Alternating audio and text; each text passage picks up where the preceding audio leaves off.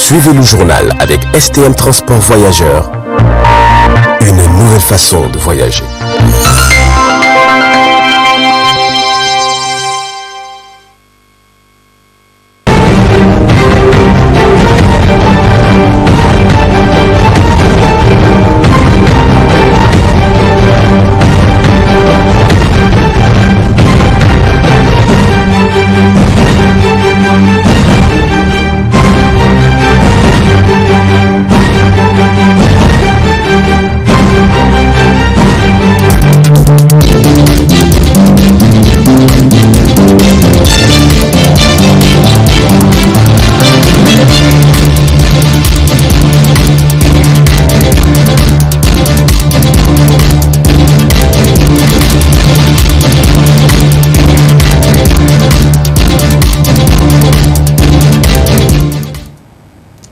Messieurs, dames, bonsoir. Bienvenue à la grande édition de l'information sur votre chaîne préférée. À l'ouverture, poursuite des travaux en séance plénière de la deuxième session ordinaire au titre de l'année 2021, dite session budgétaire. 4 points étaient inscrits à l'ordre du jour de la dite séance, tous portant examen et vote des projets de loi portant loi de rectification sur les prorogations d'état d'urgence en zone d'insécurité. Suivez le compte-rendu de la rédaction. L'examen et le vote des 4 projets de loi portant loi de ratification est l'objet des 4 points inscrits à l'ordre du jour de la séance plénière de ce mercredi 20 octobre 2021.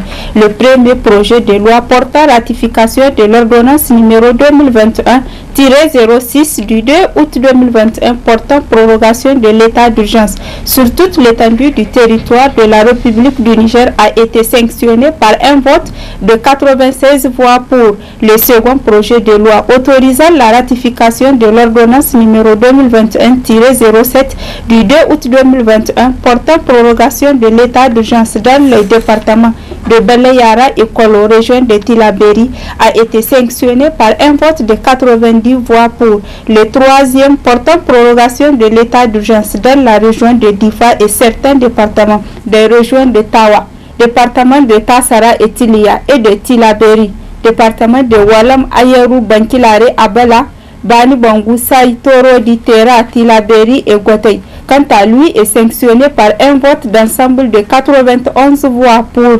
Le dernier point inscrit à l'ordre du jour portant prorogation aussi d'état d'urgence dans le département de Filengue, région de Tillabéri, a été sanctionné par un vote de 89 voix pour, 0 contre 0 abstention.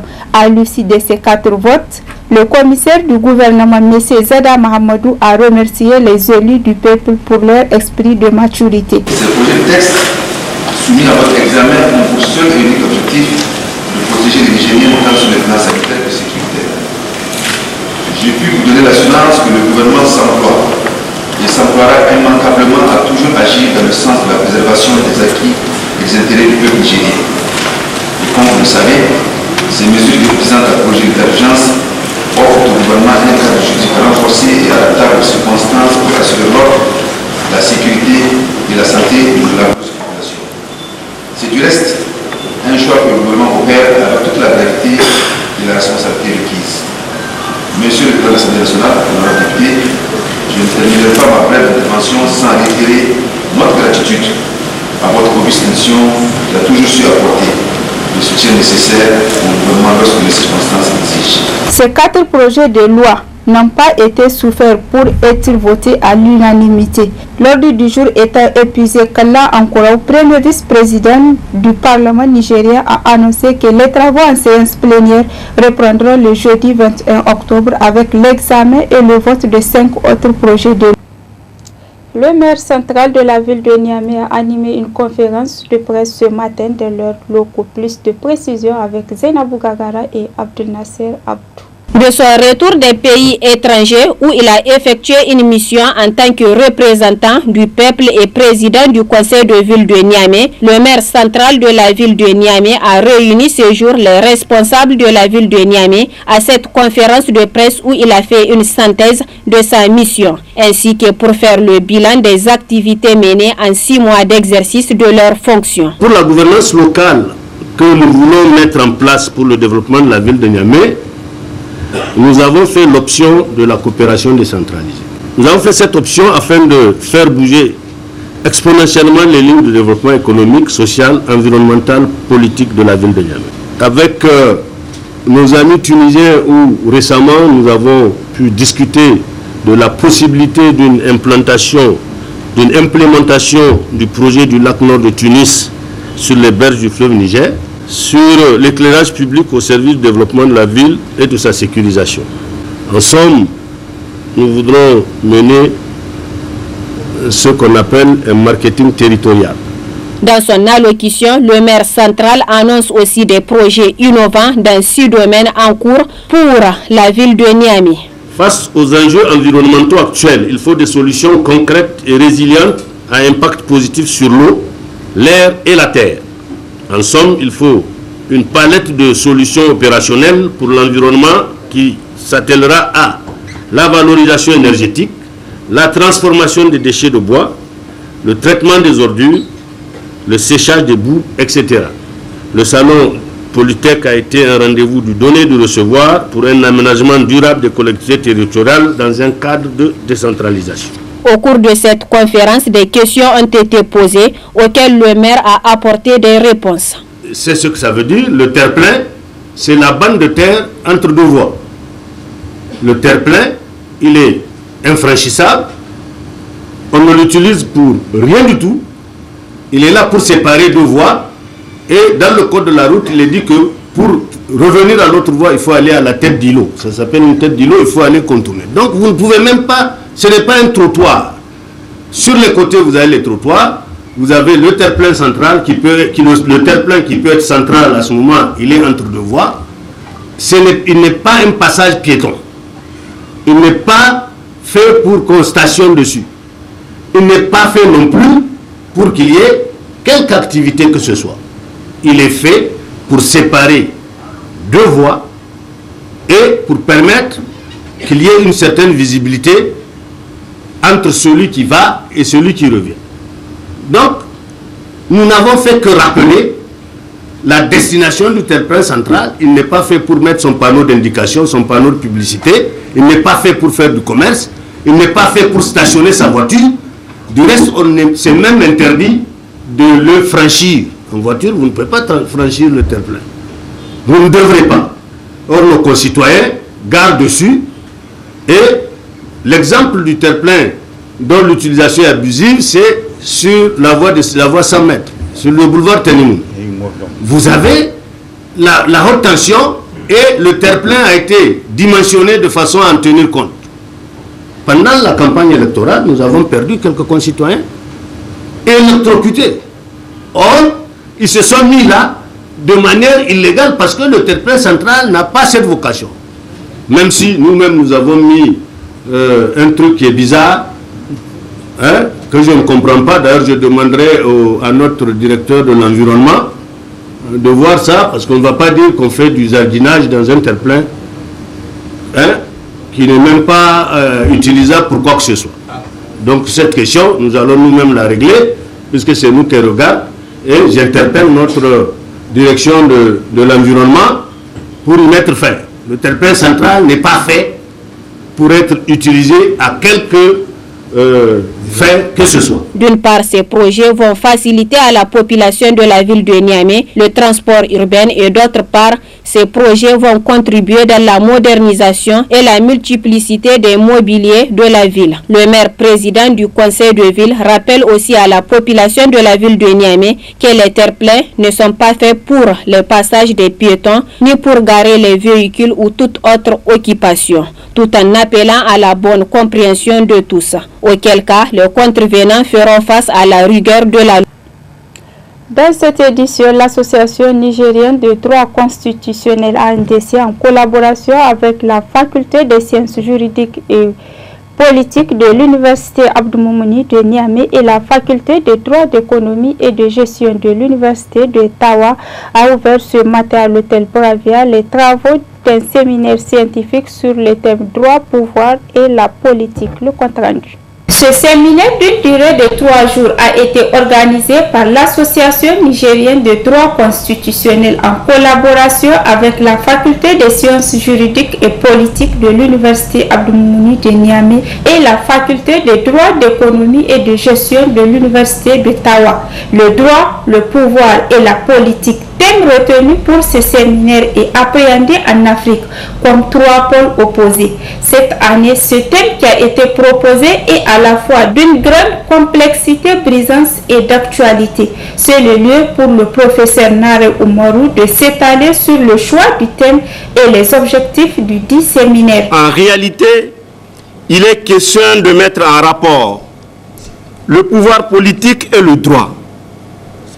On comprend ainsi mieux l'importance de cette dialectique entre droit et politique telle qu'elle ressort des termes de référence du présent séminaire.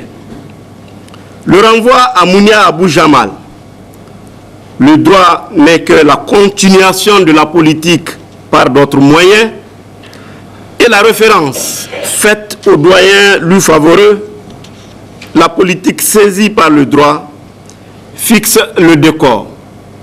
On sent naturellement que le pouvoir est une obsession du droit, mais reste la question de savoir que reste-t-il du droit dans cette obsession. À travers ces 3 éléments, il ressort que le pouvoir et la politique sont saisis par le droit, ce qui en retour ne cache pas que le droit reste aussi dans l'obsession du pouvoir politique. Quant au représentant régional de la Fondation Hans, après avoir expliqué les valeurs de la Constitution, est revenu sur la qualité et les travaux scientifiques. Les impacts de vos travaux scientifiques se manifestent déjà dans la rédaction continue des constitutions des États de notre région. Certains problèmes constitutionnels relevés au cours des conférences de l'ANDC et des travaux de recherche menés autour de son action ont laissé leurs empreintes dans la rédaction des nouvelles constitutions ou de leurs amendements. Les travaux de l'ANDC, soigneusement documentés dans les ouvrages collectifs que nous tenons aujourd'hui entre nos mains, témoignent et illustrent ainsi les progrès du droit constitutionnel en Afrique qui ont fait leur entrée dans la rédaction normative, la légistique constitutionnelle. Dans son mot d'ouverture, le recteur de l'Université Abdou-Moumouni de Niamey s'est apaisanti sur les termes droit et politique. Alors, ce séminaire nous donne l'occasion de nous interroger sur la relation entre politique et droit. En effet, le droit est à la fois une limite et un instrument qui renforce le politique en même temps. En amont, la politique doit se dérouler conformément aux règles suprêmes de l'État, ce qui constitue une contrainte, une limitation. Mais en aval, avant toute règle de droit, il y a une volonté politique. On ne peut pas éliminer un des deux termes de cette contradiction.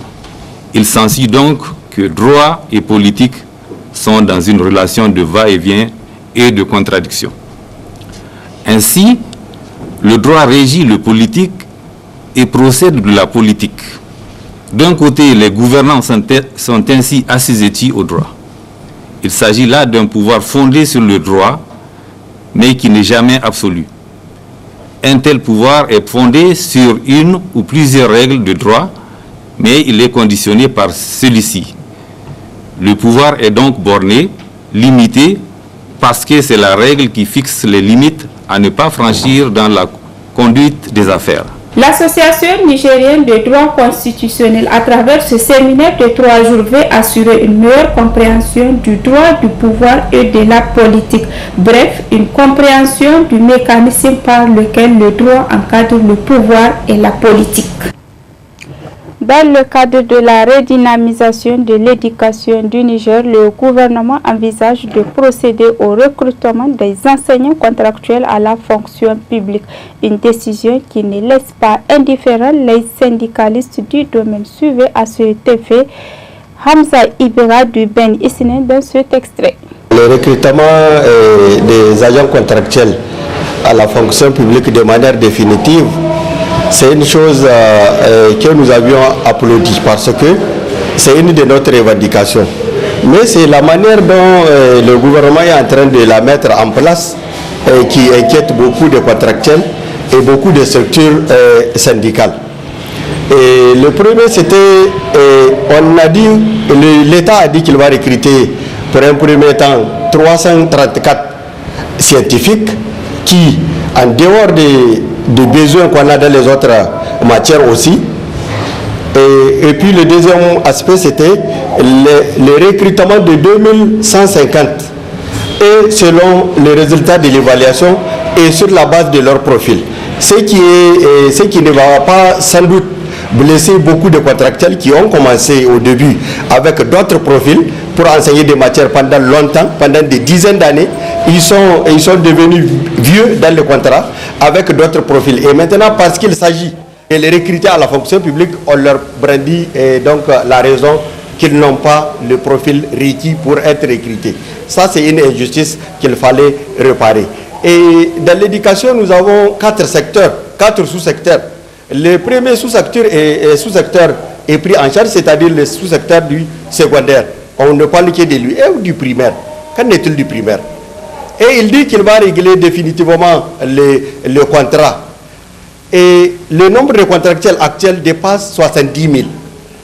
Et on va recruter cette année 2484. Avec ce rythme, il faut combien d'années pour finir avec le contrat? Et dernièrement, ils ont fait aussi une apparition dans les réseaux sociaux pour dire que ils vont le faire progressivement et le contrat sera arrêté. Le contrat sera arrêté pour être remplacé par les agents de service civique qui ont fait l'université pendant les 3 ans et ils seront d'office orientés dans le sous-secteur primaire. Et là-bas, petit à petit, au niveau du primaire, ils vont voir qui ils vont recruter. Malgré l'évaluation qu'ils ont eu à faire en 2017, maintenant on parle aussi des enseignants qui n'ont pas encore les compétences d'enseigner. Ce qui est très grave. C'est eux qui ont fait l'évaluation de 2017. Et ils reviennent dire, ils vont recruter parmi eux parce qu'il y en a qui n'ont pas de diplôme. Au départ, ils ont fait ce qu'on appelle le contrat brut. C'est-à-dire ils ont débuté le contrat avec leur BEPC. Après, on leur a fait une petite formation de 45 jours qui les a permis d'enseigner. Et actuellement, ils sont sur le terrain, d'autres même avec des matricules.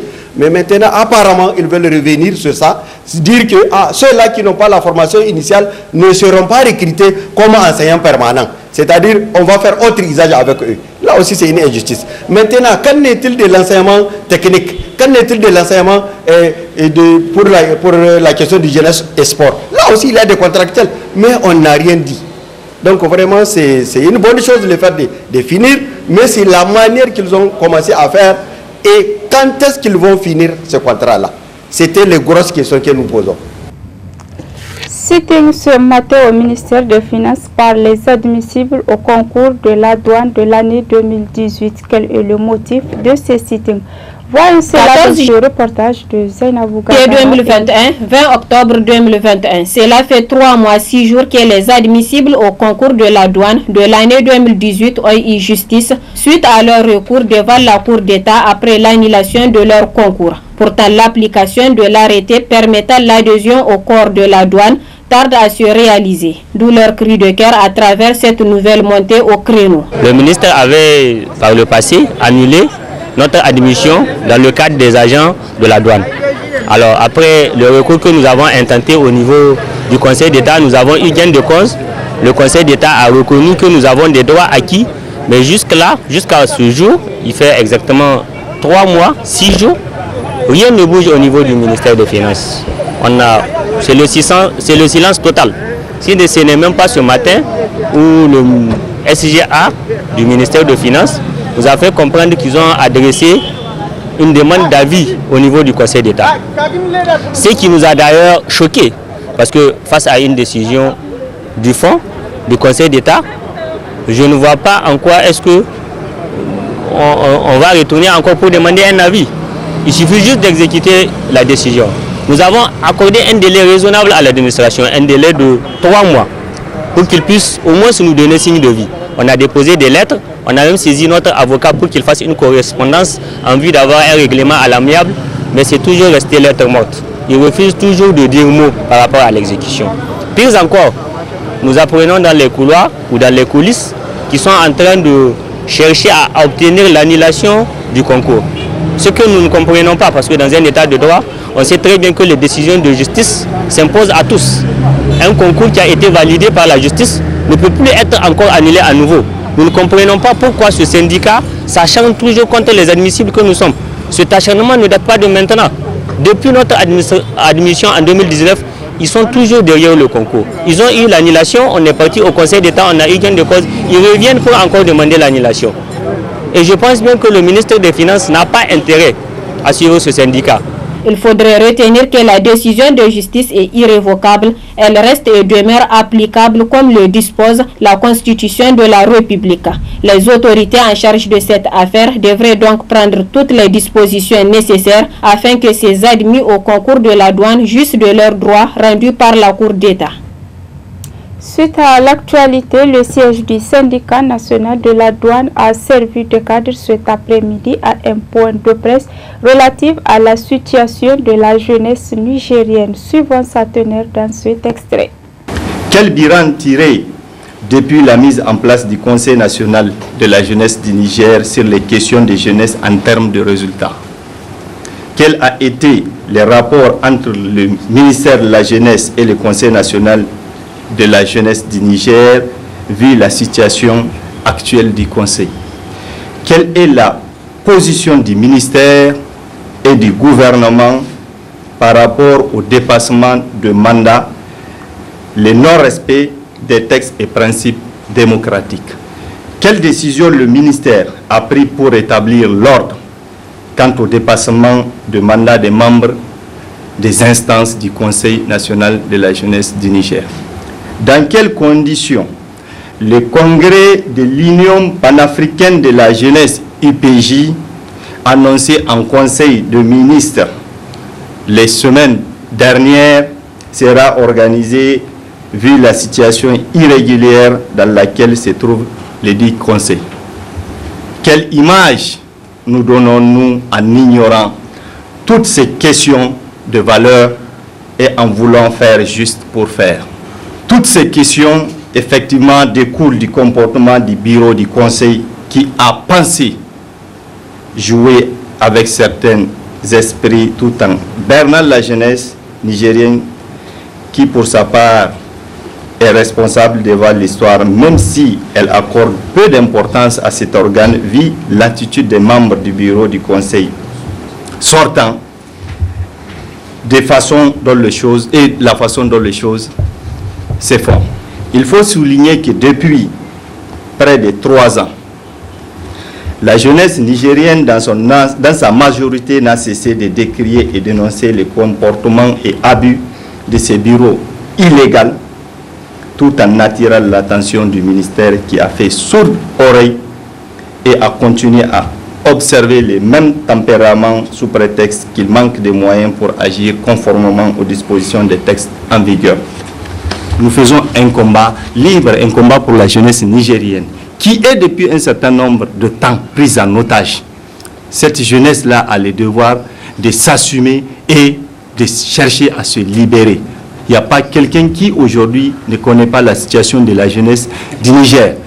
Et aujourd'hui, nous lançons un appel aux plus hautes autorités de prendre les responsabilités et de prendre les dispositions qui s'imposent pour nous éviter ce genre de désagréments, connaissant nos droits, effectivement, et toutes les voies de recours. Nous nous réservons d'exercer effectivement un recours pour que vraiment lumière soit faite par rapport à cette question et constitue les responsabilités, parce que nous n'allons pas continuer à nous laisser faire. Nous sommes des jeunes, nous sommes l'avenir de ce pays. Il faut qu'on nous laisse, qu'on nous donne la chance de nous exprimer, de montrer notre savoir-faire, effectivement. Ça, je pense que c'est un devoir pour l'État de les garantir à l'ensemble de la jeunesse nigérienne. Et particulièrement, nous lançons un appel au Premier ministre et au Président de la République, chef de l'État, de créer les conditions dans le plus bref délai pour que, effectivement, cette situation connaissent une suite et que la jeunesse nigérienne se retrouve à travers un cadre assez représentatif, ouvert à toute la jeunesse, digne de son nom, soit mise en place au nom de la jeunesse pour aider la jeunesse nigérienne à conduire son destin vers un avenir radieux. Avant de clore cette édition, le Front révolutionnaire pour la souveraineté de l'Afrique a rendu public cet après-midi une déclaration au siège du MPCR de Niamey. L'objectif de cette sortie médiatique est de rendre hommage aux leaders révolutionnaires Mohamed Kadhafi, Che Guevara et Thomas Sankara. Suivant un extrait de la dite déclaration. 20 octobre 2011, 20 octobre 2021.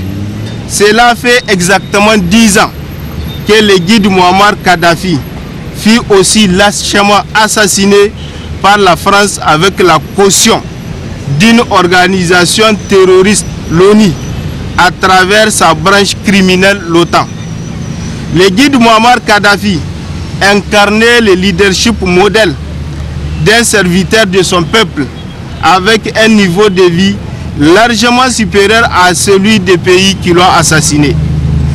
Kadhafi avait mis en place un modèle de démocratie répondant aux aspirations de son peuple, orienté dans la satisfaction exclusive des besoins fondamentaux de son peuple. La Libye sous Kadhafi constituait un bouclier anti-impérialiste contre une nouvelle forme d'insécurité, le terrorisme. Le terrorisme grandissant depuis ce jour macabre au Sahel, jalonné de désordres et de crimes de sang. En Libye d'abord, où la démocratie des criminels Sarkozy, David Cameron, Hillary Clinton et les voyous de l'OTAN, de l'ONU, peinent à s'installer 10 ans après. Et ensuite pour le pays du Sahel, à qui cette intervention cachait la volonté d'une implantation illégale des forces d'invasion néocolonialistes. Les bases militaires étrangères de toutes sortes, soutien actif aux terroristes. Le Front révolutionnaire, la meilleure façon de leur rendre hommage et d'honorer leur mémoire, c'est d'assumer avec courage l'idéal révolutionnaire pour lequel ils sont assassinés. Pour Thomas Sankara, l'histoire a déjà tranché. La France est au déclin. Blaise Compaoré, chassé du pouvoir par une insurrection populaire, obligé de prendre une autre nationalité, interdit de mettre pied en France et enfin devant la justice pour complicité d'assassinat, attentat à la sûreté de l'État et recel des cadavres. Ça, c'est un message fort à tous les traîtres valets locaux de l'impérialisme. Pour le cas du guide Muammar Kadhafi, le criminel Sarkozy est en prison pour d'autres raisons. La France est en décadence et s'est révélée aux yeux du monde un État terroriste avec cette intervention criminelle en 2011.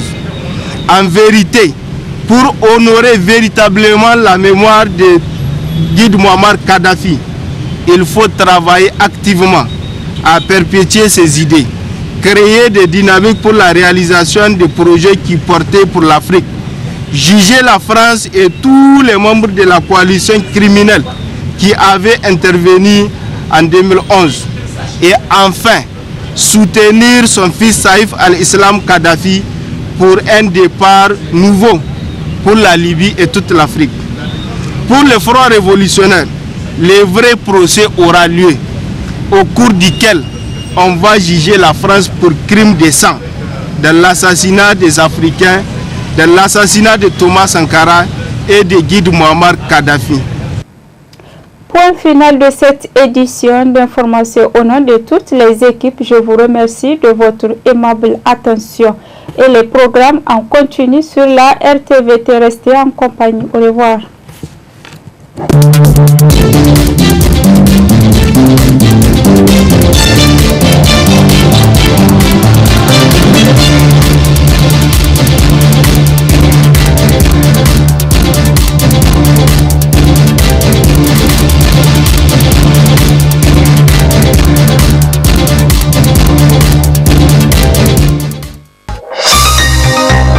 journal vous a été présenté par STM Transport Voyageurs. Une nouvelle façon de voyager.